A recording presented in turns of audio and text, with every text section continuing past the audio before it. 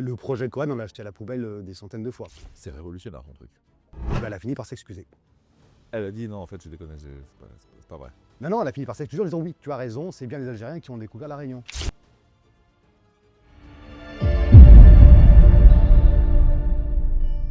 Bonjour à tous, bienvenue dans ce nouveau numéro de Dixit. Aujourd'hui, on parle recrutement, mais pas vraiment de CV. On va parler d'humains, de doutes, de parcours cabossés, de gens qu'on a rangés peut-être un peu vite dans une case qui leur allait pas. Et aujourd'hui, on en parle avec Eric Réaucreux, c'est le patron de Cohen. Bonjour Eric. Salut Olivier. Bienvenue à la maison. Tu as fait un long chemin pour venir nous voir. Oui, c'est ça. De la Réunion, tu viens? 10 000 km, oui. 10 000 km. Tu as grandi dans un environnement plutôt d'enseignants et de chercheurs. Tu as entrepris très tôt. Qu'est-ce que ça dit de toi, de cette façon de voir les gens et le travail en général? Je pense que ça a initié les choses parce que donc avoir un environnement essentiellement d'enseignants, Ouais. alors tirer vers le haut, ça aide beaucoup, mais c'est un peu aussi une course au diplôme. Ah, ok. Une course au diplôme et surtout, on finit par mélanger un petit peu le diplôme, l'intelligence, la connaissance. Et finalement, on arrive à faire en sorte qu'on magnifie beaucoup ceux qui ont fait des grosses études. Non, mais c'est sûr, c'est un truc un peu générationnel. Enfin, on a Oui, et c'est aussi générationnel, c'est ça. Tu vois, nous, on avait cette pression-là. C'est effectivement sans diplôme, t'es pas C'est grand-chose. ça, diplôme, grande entreprise, grande carrière, et on ne bouge pas une oreille. C'est ça, grande carrière. On fait encore carrière aujourd'hui, à ton avis? Alors moi, justement, j'ai cassé mon parcours en cours de route. Ouais. J'ai bossé 8 ans chez Michelin. Mon dernier métier, c'était à Paris pour les cartes et guides. J'ai bossé pour les Guides Rouges. C'était top. Et puis, il y a eu une rupture, alors un peu familiale d'abord, Ouais. mais une envie de changer les choses et de sortir de ce cadre-là. Au grand malheur de mes parents, qui ont démissionné de chez Michelin, c'était... Ah bah tu m'étonnes, ça se fait pas. Hein, Voilà. Et après, pour partir en entrepreneuriat à 10 000 km, Waouh. Ah ouais, donc là, t'es fort. j'ai...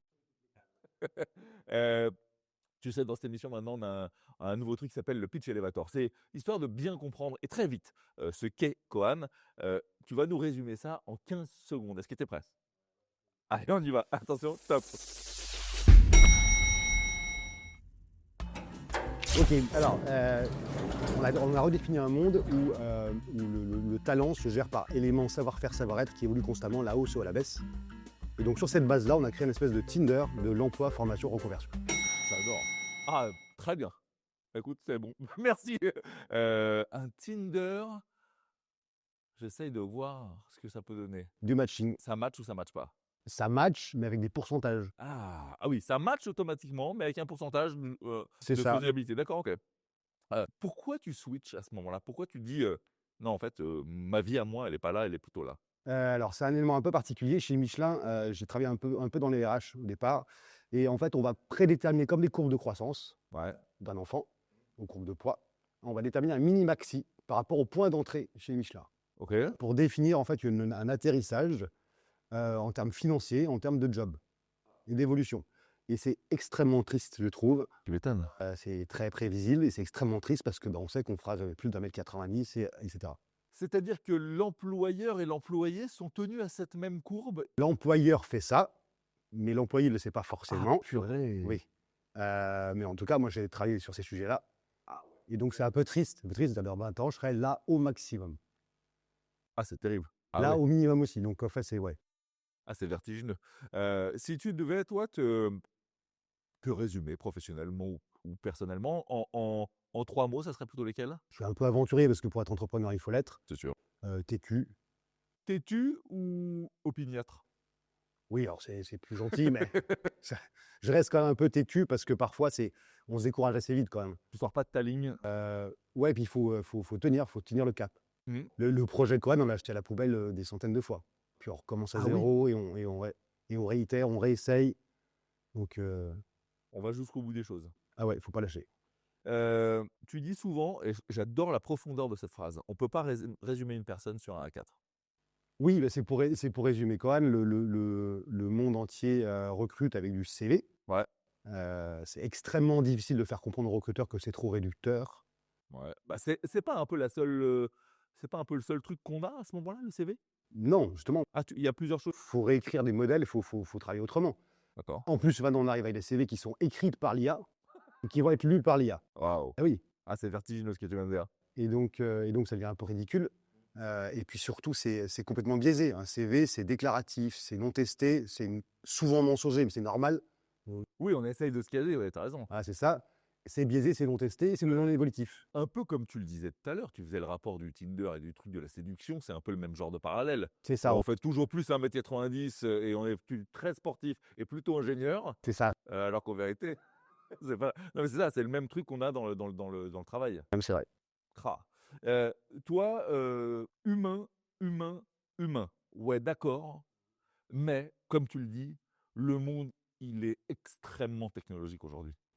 Oui, alors justement, il faut trouver le juste milieu. Au sein de Quad, on essaie de trouver un compromis. Il y a de l'IA, mais de l'IA qui accompagne et qui accélère et qui aide, mais qui ne décide pas.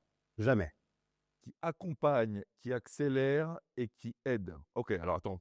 Ok, ça peut trouver des idées pour rédiger une offre d'emploi. Ça Ouais, peut suggérer les savoir-faire et savoir-être inhérents à un métier. Suggérer. OK. On te dit: «Ce métier, bah, il faut plutôt avoir telle compétence, tel truc et ça». C'est une suggestion à chaque fois, OK. mais en aucun cas l'IA va prendre le pas sur la présélection d'un candidat. C'est-à-dire parce qu'en fait, tu sais, on a reçu beaucoup de RH, beaucoup de d'ailleurs, on salue, Audrey Richard, la patronne de l'Ordre RH, qui nous disait que l'IA avait grandement facilité les choses pour trier les CV. Oui, alors attention, il y a l'IA Act qui empêche que l'IA prenne le dessus sur un choix. Donc ça, c'est super important. Alors qu'est-ce que ça trie? Ça peut faire une suggestion, un ordonnancement, D'accord. mais ça ne doit pas aller plus loin. Ça ne doit pas empêcher de lire une candidature. C'est presque illégal, ça. Bah, j'imagine, mais ça sera même normal que ça soit légal. Donc, faut que l'outil système de gestion de recrutement, il soit pensé comme tel. Maintenant, le cœur de Quan, qui est une application mobile, qui est gratuite, ludique et gamifiée, co-construite avec le CNRS, a pour vocation de choper les savoir-faire, les savoir-être et de les tester, et de matcher. Et là, il n'y a pas d'IA, là. On est d'accord qu'en fait ça du coup, on revient toujours à ce fameux Tinder, en fait, tu remplis ton truc. C'est-à-dire que tu remplis ta partie à toi, ton profil, la façon dont tu te définis toi. On a essayé alors c'est un peu plus compliqué que ça, on a essayé de gamifier au maximum. Donc, il y a une partie, donc on est couplé à un référentiel européen qui s'appelle ESCO, D'accord, référentiel de savoir-faire par métier évolutif. d'accord, Donc, on va décrire nos expériences. Le système va dire, bah, dans ce métier-là, tu es censé savoir faire tout ça. d'accord, OK. Tu fais une auto-évaluation qui peut être par ailleurs contredite par les managers par la suite. Et sur la partie soft skills, c'est là où le CNRS intervient, Ouais, ce sont des jeux. On essaie de gamifier un maximum. Et on mélange tout ça et on match. et donc ce mélange fait ton profil sur la plateforme?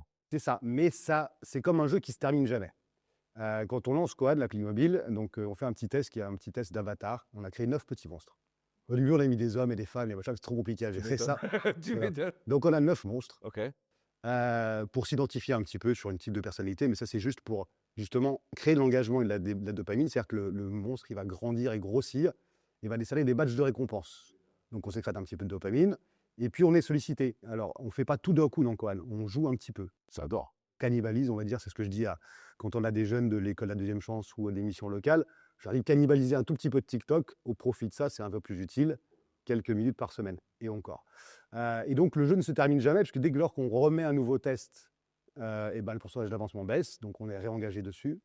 Le système redemande automatiquement où est-ce qu'on en est des savoir-faire. Il y en a qui évoluent à la hausse ou à la baisse, D'accord, de manière à toujours être en permanence à 100%. j'ai compris. On essaye de travailler des partenariats avec des enseignes comme Decathlon ou autres pour engager davantage. Quand on monte à 100%, hop, on a un bon d'achat ou un truc comme ça. Ah, j'adore. Ça, c'est l'idéal. Et après, on match. Alors, tout notre enjeu dans Coan, c'est d'avoir suffisamment d'offres d'emploi, de reconversion, de mobilité. Donc, c'est tout notre enjeu. Alors, on a réussi ça sur La Réunion et les Antilles. On attaque le marché métropolitain maintenant, D'accord. un peu partout. Donc, océan Ça fait Indien. combien de j'allais dire d'annonceurs, mais non, de professionnels qui cherchent des candidats? On a 825 entreprises, dont des jolies marques comme Adecco, Decathlon. Ah ouais, d'accord, OK. On génère à peu près 400 recrutements. Enfin, en 2025, on aura généré 5000 recrutements à l'année. Je trouve ça génial. Validés, hein, tracés, suivis. Qui sortent un peu des sentiers battus du CV, quoi, je veux dire. Alors, la grosse différence, c'est qu'on a vu des recrutements spécifiques qui matchaient à 60% uniquement. C'est ça toute la différence. C'est-à-dire qu'un CV qui n'aurait pas été pris en compte, Ouais, aurait été lu en diagonale, comme d'habitude, ouais, qui aurait été mis de côté, a été pris en compte donc, dans le bricolage notamment, ouais. parce qu'il y avait des soft skills qui étaient transverses et des savoir-faire qui étaient transverses. Ou des passions Ou des patients. qui fonctionnaient. On a ça chez Decathlon très souvent. Oui, d'accord, des patients. On peut entendre le côté sportif et tout ça, Oui. je comprends. Est-ce que l'appli Quand tu es candidat, hein, j'entends, hein, elle t'aide à t'améliorer, à te former? Alors, c'est tout l'objectif du système. On a un partenariat avec France Travail notamment, c'est-à-dire que on est sur Tinder, OK? Donc toi, tu vas matcher avec des offres, avec un pourcentage. Donc je match à 20 à ça et puis, bah, j'ai quand même envie d'y aller, donc je slide à droite. Nous, on va détecter le matching 20 mais le non-matching, les 80 et le non-matching, c'est quoi? C'est de la formation et donc l'idée, c'est de travailler de plus en plus ça. Alors là, on bascule du coup sur l'autre sujet parce que là, on a parlé recrutement, mais sur la partie de l'autre sujet qui est l'ontologie RH. Ouais, Un gros mot pour dire quoi? J'ai une entreprise de 800 salariés, je veux savoir vraiment qui sait faire quoi, et me projeter dans le futur. d'accord, OK. Donc je vais mettre dans le système, donc c'est la même chose, sauf qu'on est en communauté fermée. Il n'y a que les salariés qui sont entre eux. d'accord, On va mettre les offres de mobilité interne. Donc moi, j'ai matché avec des offres de mobilité de mon groupe. d'accord. OK. Et on va aussi mesurer tous les écarts. Donc des candidats qui sont censés postuler pour tel poste, parce que le DRH a dit il doit y aller lui, bah, en fait, il n'y va pas. Pourquoi? Ou d'autres qui ne doivent pas y aller, bah, ils y vont. Pourquoi? Et donc toute cette masse de data-là, c'est l'ontologie RH, c'est l'anticipation des savoir-faire et être Et c'est comment garder ses talents, et comment garder ses talents. évidemment. Donc mieux comprendre. Et là, le module qu'on va rajouter là, c'est l'anticipation IA. En fait, sur chaque savoir-faire et être, on va essayer de mettre un pourcentage IATisable, enfin, c'est pas le bon terme. Ouais, je comprends. Ce savoir-faire-là, il va disparaître. Ce savoir-faire-là, il doit Ouah, s'adapter. Il doit s'adapter, c'est-à-dire qu'on doit, je sais pas, sur le commerce, par exemple, si on ne sait pas utiliser d'une petite IA de scrapping, on est foutu, donc il faut s'adapter. d'accord. Puis il y en a qui ne vont pas être touchés du tout. Donc l'idée, c'est d'essayer d'anticiper le risque. Donc tu es prédictif, quelque part? On essaye. C'est révolutionnaire ton truc. J'espère, oui. Wouah! Non, mais c'est-à-dire que tu fais un truc grand public, de recrutement, pur et dur. Tu fais un outil, probablement même un peu d'aide à la décision, d'aide à la gestion de l'humain dans l'entreprise. C'est totalement fermé dans l'entreprise. Oui. Quel est le pourcentage, on va dire dans ton chiffre d'affaires par exemple, de trucs en interne ou cycle de recrutement? Pour l'instant, on est sur du 90-10. 90-10. Parce qu'on s'est penché sur le plus facile, mais le plus concurrentiel, qui était le module des modules de recrutement. D'accord. La partie ontologique, elle est beaucoup plus complexe parce qu'il y a tout un marché à éduquer. Ah, tu m'étonnes. Très peu d'acteurs. Il y a un gros acteur qui s'appelle Ledcast qui est américain, qui coûte extrêmement cher. D'accord. Il y a encore très peu d'acteurs. Et donc, nous, on essaie de travailler en écosystème avec des partenaires, notamment les LMS. Donc, c'est des systèmes qui encapsulent, tu sais, parfait. On essaie de travailler des partenariats avec les LMS parce qu'effectivement, eux, ils ont du contenu de formation.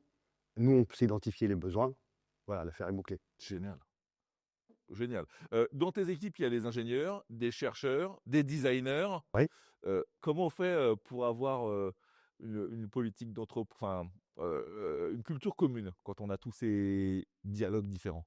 Alors, ouais, c'est très particulier parce que alors, certains des ingénieurs qui sont avec moi, ils bossent avec moi depuis 18 ans, donc c'est une petite famille, en fait. D'abord, on est une petite équipe, Ouais, et je pense qu'on s'est tous retrouvés sur ce projet commun. d'accord. En fait, c'est pas forcément une culture d'entreprise parce que voilà, on n'est pas une IPE, quoi. Mais c'est vraiment que ce projet parle à tout le monde et tout le monde a mis sa pierre, tout le monde s'investit. C'est leur boîte. C'est leur boîte, c'est leur projet aussi et cetera. Tu m'étonnes.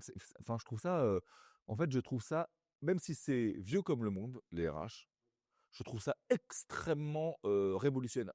Je l'emploie pas souvent le mot, disruptif, révolutionnaire.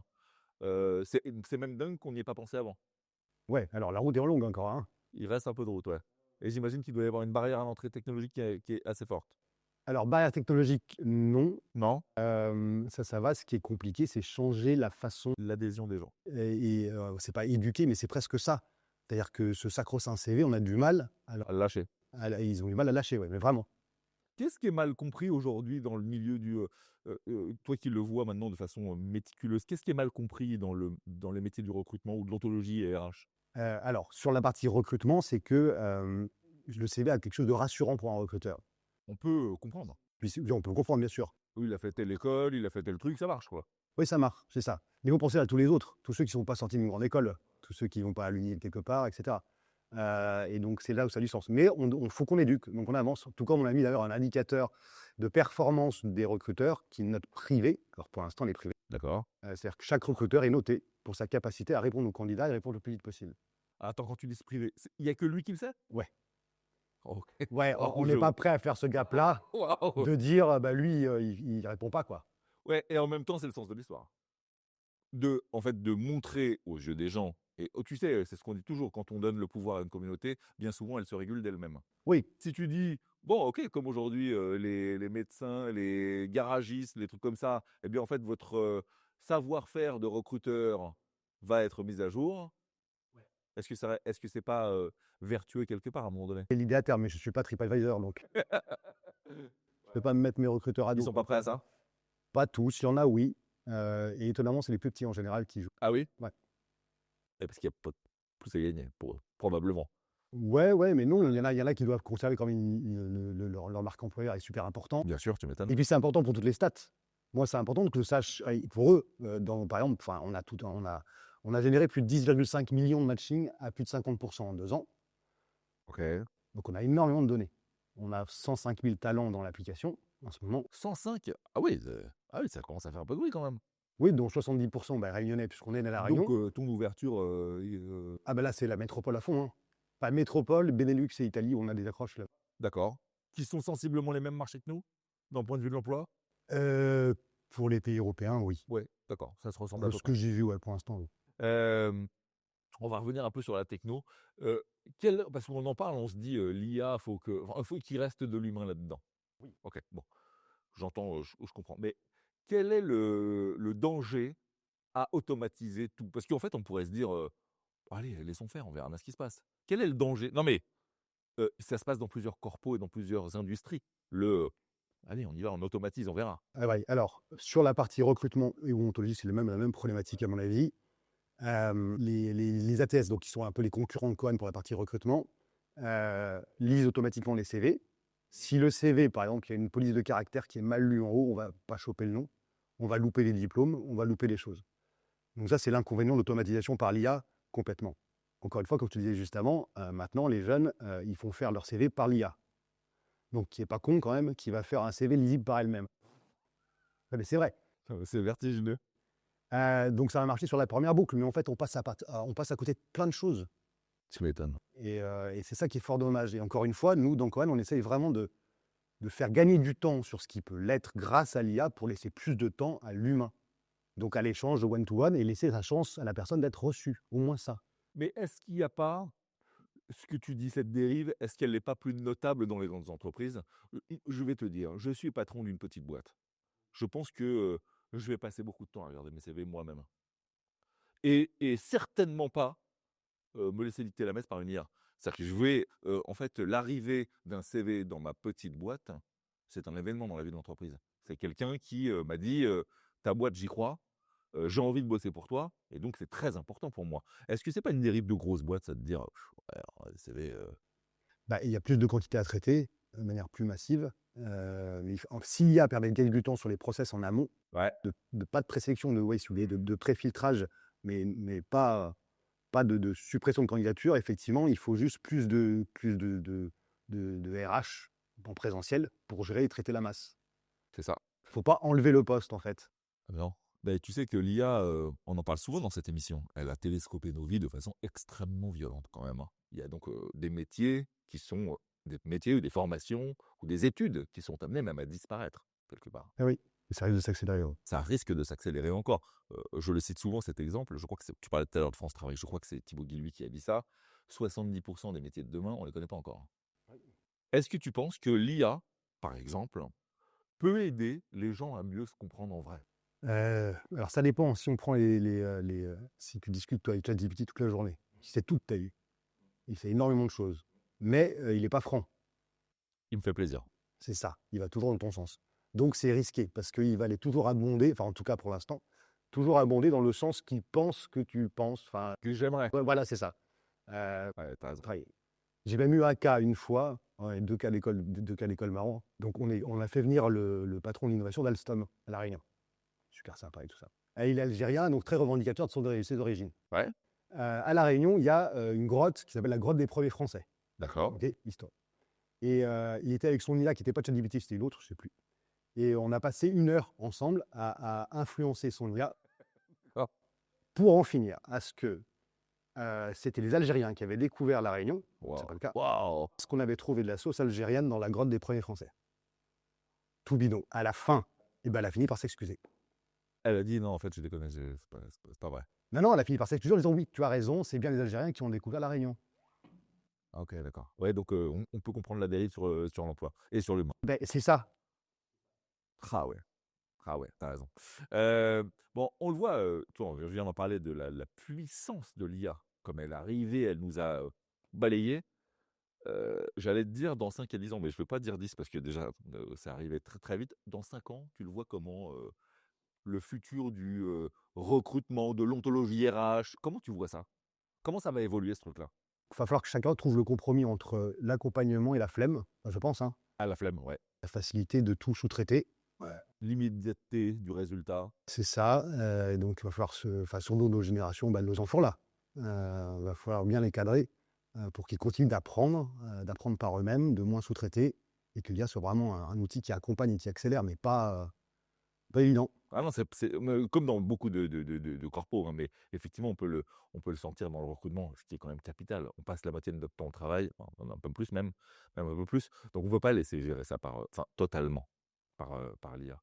Hem, tu as besoin de quoi aujourd'hui pour totalement réussir? Plus d'employeurs? Oui, plus d'employeurs. Alors on est en train de faire un virage quand même. On était à fond sur les modules de recrutement, donc sur le noyau, à partir du noyau qui est l'application mobile, qui est très, très concurrentiel.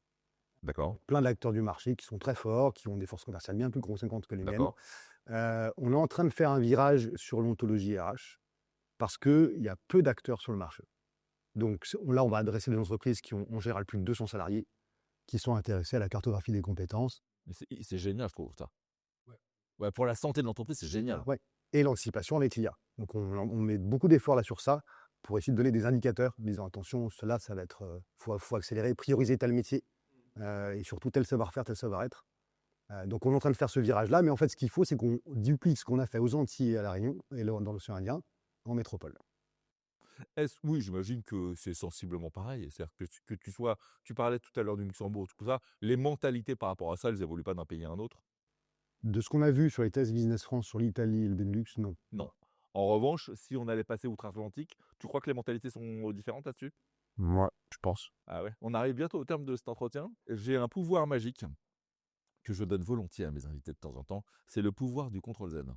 Tu sais, tac, revenir en arrière sur quelque chose. Tu connais la fin de l'histoire, tu sais ce qui s'est passé en vrai. Si tu pouvais revenir sur un moment de ta vie, une chose qui t'est arrivée ou toi, et que tu veux changer ou modifier cette chose-là, ça serait quoi, toi? Alors côté pro, c'est assez simple. Je serais allé beaucoup plus vite. Plus tôt ou plus vite? Plus tôt et plus vite. Ok. On a fait 3 ans de R&D avant de mise sur le marché, donc on a commencé en 2020 à peu près, l'aventure de Coad. Et ça, c'est aussi un défaut que j'ai, c'était que, j'avais peur de la confrontation du produit sur le marché. Donc je le peaufinais, peaufinais, peaufinais, peaufinais. Du coup, le temps a glissé, c'est-à-dire ce qu'on a fait en 3 ans, on aurait pu le faire en 1 année. Et donc le temps, c'est hyper important, la chronologie est hyper importante. Et après, j'aurais aimé, commencer cette histoire-là 5 ans plus tôt, parce qu'en 2015, 2010, 2015, on aidait beaucoup les startups sur des idées. L'aventure de Coan, clairement, 2020, on m'a demandé d'abord de faire un POC, après on m'a demandé d'avoir des premiers clients, après tel chiffre, tel chiffre, tel chiffre. Résultat, j'ai jamais levé des fonds. J'ai tout travaillé sur fonds propres, Waouh. prêts et BPI. Waouh. T'avais pas l'opportunité de lever avec des business angels ou des fonds, des choses comme ça. Trop compliqué maintenant, trop compliqué. Pourtant, enfin, si on rentre un peu dans la technique, ce genre de boîte, elle a besoin de ce qu'on appelle une levée d'amorçage. En général, c'est pas des tickets qui sont exorbitants. Non, non, non, on était sur des 100, 200, 300 000. Oui, donc c'est vraiment de la levée d'amorçage, quoi. Pour te permettre de dimensionner, Donc au final, on y est arrivé sur fonds propres, Bon, à la limite, d'un point de vue de la ventilation de l'actionnariat, ça a un sens. mieux. C'est mieux. Maintenant, c'est mieux. C'est ça. Et après, non, aussi, ouais, il faudra peut-être une vraie levée de scale-up, mais je suis même pas sûr. Pour l'instant, on compte plutôt sur nous-mêmes, quoi. Et sur des partenariats, parce que la stratégie qui a changé, c'est que on a tout vendu en porte-à-porte, enfin, moi, en porte-à-porte, un par un, quoi, donc c'est très long. Là, l'idée, c'est des partenariats avec ou des ESN, Ouais. ou des cabinets comptables. Alors pourquoi? Parce que leur métier est en train de changer à fond. On en parle toute la journée ici. Ouais. Et donc, pouvoir faire de l'upsell, donc ils commencent à le faire avec des logiciels de paie en général, Ouais, mais faire de l'upsell avec un outil RH, ça peut prendre du sens sur des cabinets de taille conséquente absolument. qui se disent on référence le produit et qu'on le vend pour vous, quoi. Donc là, on est plutôt sur cette stratégie-là, trouver des partenaires en win-win, hein, distributeurs, intégrateurs, Marque comme blanche. Ok. et puis feu. ils nous regardent nombreux, les experts comptables. Vous avez entendu? C'est pour vous cette chose-là. Merci beaucoup Eric d'avoir pris de la hauteur avec nous et de nous avoir montré ce bijou. Je continue de dire que c'est révolutionnaire ce truc. C'est disruptif, c'est la façon qu'il fallait, je trouve, pour aborder ce point-là de façon légère, hein. C'est-à-dire le côté gaming, j'ai trouvé ça super. Le côté recrutement, en tout cas, on te souhaite tout ce que tu as dit. Alors peut-être pas de fond parce que tu as raison, reste chez toi tout seul, c'est bien. Vous qui nous regardez, on se retrouve très vite pour une nouvelle émission de Dixit. D'ici là, tâchez d'être heureux parce que le reste suit toujours. Bye bye.